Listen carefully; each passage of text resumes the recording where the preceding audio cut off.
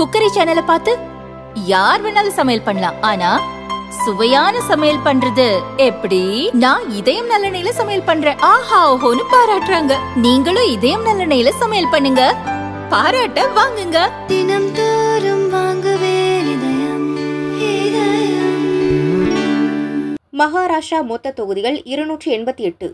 கட்சி வென்ற இடங்கள்: பாரதிய ஜனதா 132, சிவசேனா 57, தேசியவாத காங்கிரஸ் 41, சிவசேனா உத்தவ் 20, காங்கிரஸ் 16, தேசியவாத காங்கிரஸ் சரத்பவார் 10, சமாஜ்வாதி 2, ஜன் சுராஜ்ய சக்தி 2, மற்றவை 8. ஜார்க்கண்ட் மொத்த தொகுதிகள் 81.